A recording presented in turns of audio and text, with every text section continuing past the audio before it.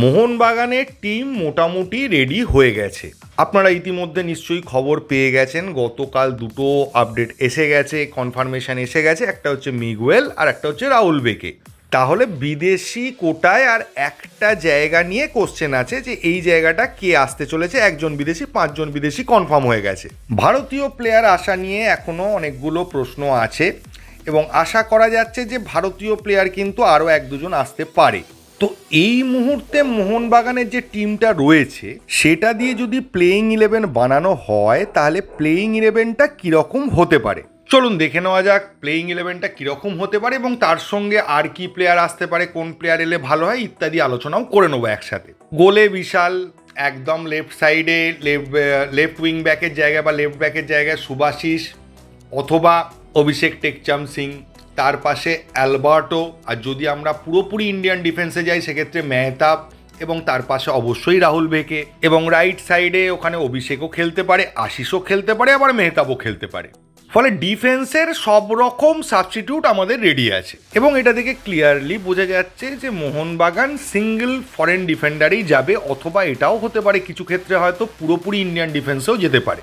এবং অসুবিধে হবে না, কারণ সামনে থাকছে আপুইয়া জেলকোভিচ। আপুইয়া একটু এগিয়ে খেলাটা তৈরি করবে, জেলকোভিচ ডিফেন্স এবং ডিস্ট্রিবিউশন করবে, এবং যখন দুদিকের দুটো সাইড ব্যাক উঠে অ্যাটাকে চলে যাবে সেক্ষেত্রে জেলকোভিচ কিছুটা পেছন দিকে নেমে এসে সেন্টার ব্যাকের রোলটাও প্লে করবে। এবার প্রশ্ন হচ্ছে থাপাকে নিয়ে। থাপা আপুইয়ার জায়গায়ও খেলতে পারে যদি আপুইয়া অ্যাভেলেবেল না থাকে, অথবা সামনের দিকে অ্যাটাকিং মিডফিল্ডারের জায়গায়ও কিন্তু খেলতে পারে।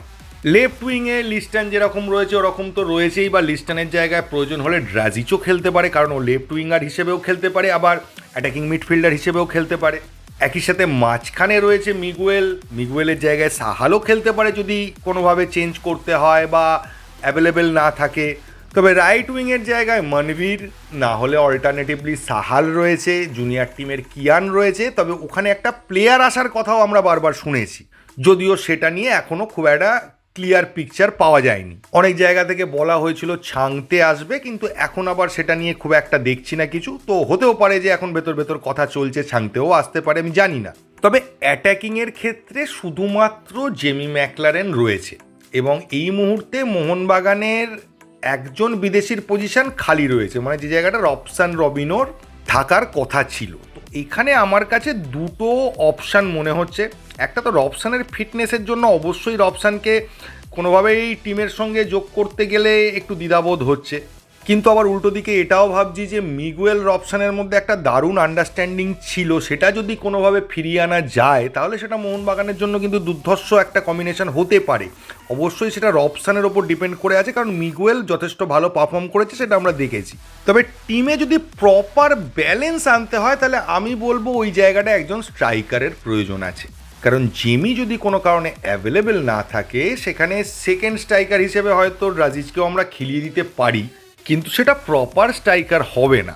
সেটা ডবল স্ট্রাইকারে কোনো কারণে আমরা কোনো ম্যাচে গেলে সেক্ষেত্রে ড্রাজিচকে সেকেন্ড স্ট্রাইকার হিসেবে ইউজ করা যায়, কিন্তু একদম প্রপার স্ট্রাইকার একজন আমার যেন মনে হচ্ছে ম্যাকলারেনের মতো আর একজন স্ট্রাইকার বা কামিন্সের মতো একজনকে প্রয়োজন আছে।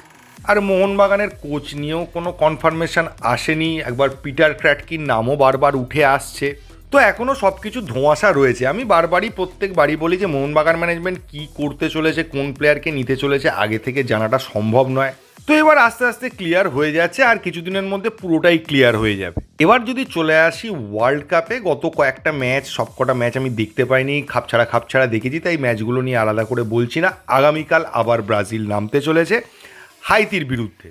আগের দিন ব্রাজিলের খেলা ভালো লেগেছে বলায় অনেক ব্রাজিল ফ্যান আমার ওপর রেগে গেছিলেন, কিন্তু আপনাদের বোঝার চেষ্টা করতে হবে, আপনারা দুম করে হঠাৎ ওয়ার্ল্ড কাপ খেলা দেখতে শুরু করেছেন আর সেই পুরনো চ্যাম্পিয়ন ব্রাজিলের কথা ভাবতে শুরু করেছেন, তাই জন্য আপনাদের মনে হচ্ছে ব্রাজিল খুব খারাপ খেলেছে।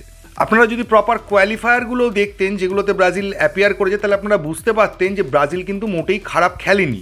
আর অনেকেই মরক্কোকে আন্ডার এস্টিমেট করছেন। মরক্কো কিন্তু একটা যথেষ্ট ভালো টিম, তারা মানে চ্যাম্পিয়নও হয়ে যেতে পারে, এইরকম লেভেলের টিম। তার উপর ব্রাজিলের প্রচুর প্লেয়ার রয়েছে যারা বিভিন্ন জায়গায় খেলে, ওয়ার্ল্ড কাপের মঞ্চে ফার্স্ট ম্যাচে নামছে, কম্বিনেশনের একটা প্রবলেম তাদের মধ্যে থাকবেই। এমনকি মরক্কো এইরকম লেভেলের টিম যার সঙ্গে ফার্স্ট ম্যাচে কম্বিনেশন ঠিক না থাকলে হেরেও যেতে পারে, যে কোনো টিম, বড় মাপের টিমও হেরে যেতে পারে। আর যদি আপনারা বছরের পর বছর ওয়ার্ল্ড কাপ দেখে থাকেন তাহলে দেখতে পাবেন যে ভালো কোয়ালিটির টিম যারা আছে তারা নকআউট রাউন্ড থেকে আসল খেলাটা শুরু করে। তার আগে তারা কখনো ড্র, আগেরবার আর্জেন্টিনা শুরুতে হেরেই গেছিল। অনেক সময় অনেক টিম গ্রুপ স্টেজ কোয়ালিফাই করতে গিয়ে কোনো রকমে খোঁড়াতে পয়েন্ট, গোল ডিফারেন্স এরকম করে কোয়ালিফাই করে, পরে দেখা যায় তারাই চ্যাম্পিয়ন হচ্ছে। তো গ্রুপ স্টেজের ম্যাচ দেখে কোনো টিমকে জাজ করতে যাবেন না। অনেক বড় বড় টিম আছে যারা গ্রুপ স্টেজে সবাইকে উড়িয়ে দিয়ে প্রথম নকআউটেই ছিটকে বেরিয়ে গেছে। তাই আসল খেলা হবে পরের রাউন্ডে যাওয়াটাই হবে একটা বড় টিমের কাছে ফার্স্ট প্রায়োরিটি, তারপর থেকে তারা বুঝে নেবে। তাই আমি বলবো এক্ষুনি জাজ করতে যাবেন না, এখন ফার্স্ট খেলাগুলোকে এনজয় করুন, গ্রুপের খেলাগুলো জাস্ট এনজয় করুন, পরের রাউন্ড থেকে আসল খেলা শুরু হবে। এর বেশি আর বলছি না, ভিডিওটা বেকার বড় হয়ে যাবে। এই ভিডিওতে এইটুকুই। থ্যাংক ইউ, ধন্যবাদ এবং জয় মোহনবাগান।